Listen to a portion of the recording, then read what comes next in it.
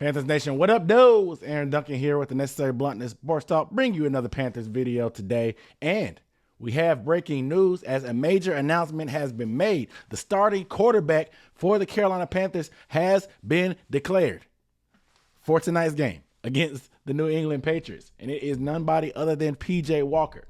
They haven't talked about who's going to be the week 1 starter yet, but tonight's starter is P.J. Walker. Now, before we get into all the details, because I know some of y'all are probably pissed off, before we get into all that, go hit the subscribe button down below and the bell icon. The subscribe button is going to make sure you get a notification every time I drop these Panthers videos, because I'm dropping them every time news drops like this, and dropping all kind of stuff when game reactions and film breakdowns and podcasts and live streams. So it's your first time being here, you don't want to miss anything, hit the subscribe button down below and the bell icon. I'm on top of all that stuff. I'm dropping content pretty much every day of the week that ends in Y. So you don't want to miss anything, hit that subscribe button. But P.J. Walker is the starter and Matt Corral will be the backup. They will be alternating quarters. So P.J. will get the first and the third quarter. Matt Corral will get the second and the fourth. Now, P.J. Walker, he will get the start, and no Baker Mayfield and no Sam Darnold. A lot of y'all are scratching your head. There's question marks like, if this is a competition and the team hasn't officially named the starter, why aren't the starting quarterbacks playing? That's the first question. Second question is, why isn't Matt Corral starting over P.J. Walker if we need to get him more reps, and P.J. got more reps than Matt last time, and Matt ended up getting the short end of the stick? We're going to talk about that. Let's go back to that first one. Why is the starting quarterbacks not playing? One, the competition is over, guys. I hate to break it to you, but this competition is over. It's the most breaking news thing. The competition is over. Baker Mayfield will be the quarterback. The media kind of did him a favor by letting these rumors come out. They haven't declared it. They're probably going to try to have some gamesmanship, at least until the Browns game. But for all intents and purposes, Baker Mayfield is expected to be the starter. Why isn't Sam playing?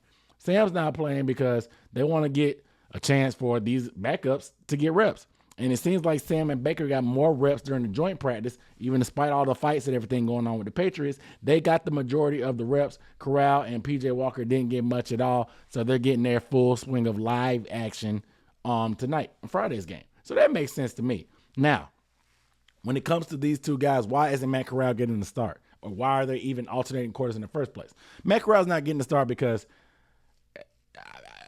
PJ just better at this point, man. And I know y'all say that Matt Corral needs reps. He needs to get reps with the better players, I just think Matt Corral needs reps in general. Yes, it sucks seeing him run for his life, but I just think he needs reps in general. I said I didn't try to throw Matt Corral under the bus, but what I saw during camp, he's not ready. He's not going to be ready for this year. I don't think what we saw on Saturday last week against the Commanders is a full indictment on him because the offensive line is bad. But just in general, I don't think Matt is all the way there. He may have the mindset, the mentality, and the work ethic to try to get in there as a starter. But I think it would be a lot more detrimental to feed him to the wolves right away based off what I've seen, what we saw in the first game, and thus far during camp and preseason. He's just not there yet. People are saying P.J. Walker's going to get cut anyway. Why are we playing him? I told y'all about my tenfold theory that I think that they're trying to trade Sam Darnold. I'll even go on a limb and say they may restructure his contract and cut Sam Darnold. You know what I'm saying? To save some cap space by restructuring the deal. We'll see. It's going to be hard to shop Darnold around, but if they restructure, it makes him a lot more attractive as a trade target. You know what I'm saying?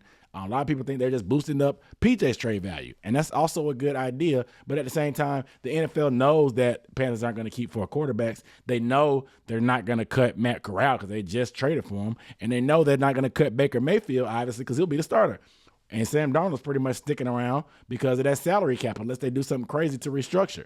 So P.J. Walker will be the odd man out. He's one of the better backups in the NFL. Believe it or not, he's undefeated as a starter. He could be very attractive. But nobody's going to trade for P.J. Walker if they know he's going to be on the open market at some point anyway. So boosting up PJ's value doesn't seem like the reasoning to me. I think they're prepping PJ to be quarterback 2 for the regular season because I think they know Corral's not ready to be QB2. So they're going to try to keep PJ as QB2. That's my theory. I don't have any kind of thing based on it, based off what, besides what I just told you. There's no reports about that. Obviously, anytime something about trading Darnold has come up, they've dismissed it. But that's what I think their mentality is, because I remember hearing Scott Fitterer after the season saying they had to slip. He had a I guess they call it a Freudian slip up, whatever, that they had to figure out, quote unquote, figure out what to do with Sam Darnold.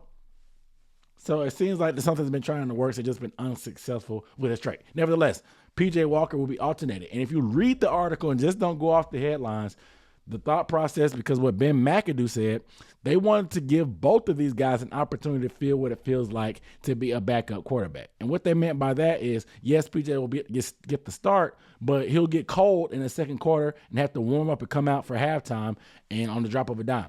Versus Matt Corral, he'll be coming in cold into the second quarter. So that's just like a backup quarterback. Backup quarterback, you don't always know when you're going to go in during the game. You have to be Johnny on the spot. And so this will give them an opportunity of being that. You'll warm up pregame just to get cold, and Matt Corral will come in off the bench like a pinch hitter, I guess, in the second quarter and the fourth quarter. It'll also give Corral some time in the fourth quarter to be the closer. Yes, he had the game-winning field goal drive last week, even though he only had one completion. However, he got the win.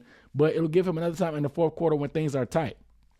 Also, we saw Matt Corral almost get his head ripped off last week. Yes, it was pretty ugly. And for what we hear, the Patriots starters will be playing this game at some point. I don't know how much, but some, against our 2s and 3s. Matthew Judon has been giving work to our starting offensive line. What do you think he's going to do to a Cam Irving or guys like Dennis Daly or stuff like that? They could easily put it to whoever's at quarterback in the backfield. So maybe they're trying to protect Corral because literally he almost got his head ripped off. The helmet came off, luckily, and the skull was still attached to the shoulders, but he almost got his head ripped off. Maybe they're trying to protect him from that standpoint. Some of y'all say he may just need to take his lumps.